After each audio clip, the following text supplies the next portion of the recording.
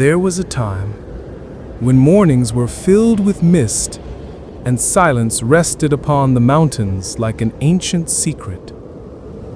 In a small village, at the edge of the forest, lived a man named Sammer. He was 30 years old, and though his hands could build anything they touched, his mind never found rest. Every night, he climbed to the roof of his home and looked at the great mountain that faced the valley. He would whisper, "How does that mountain stay so still, while inside me everything is a storm?" One morning, as he fetched water from the valley, Sammer met an old man sitting beside the spring.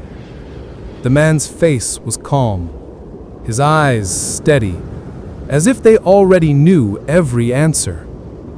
The old man said, "You look tired, my son. Do you listen to your thoughts more than you listen to your heart?" Sammer replied, "My thoughts never stop. Even when I try to silence them, they only grow louder." The old man smiled. "Then come tomorrow at sunrise. I'll show you the secret of the mountain." The next morning, Sammer followed the old man up the mountain. The path was steep, the air was cold, but the old man walked as if he knew every stone by name. Hours passed until they reached the peak. From there, the whole valley shimmered below. The old man sat upon a rock and said, "Tell me, Sammer, what do you hear?" Sammer paused. "Only the wind," he said. "Listen again," the old man said. "But not with your ears, listen with your heart." Sammer closed his eyes. At first, he heard only the breeze, but slowly he began to hear his own breathing, his heartbeat, and the gentle whisper of the world moving around him. Then he heard something deeper, a hum, endless and alive, like the sound of the earth itself. The mountain was alive. It did not speak, but it breathed. For the first time, Sammer felt silence, not as emptiness, but as presence. He opened his eyes and whispered, "It's like I'm hearing the world for the first time in my life." The old man nodded. "This is the voice of the mountain, my son.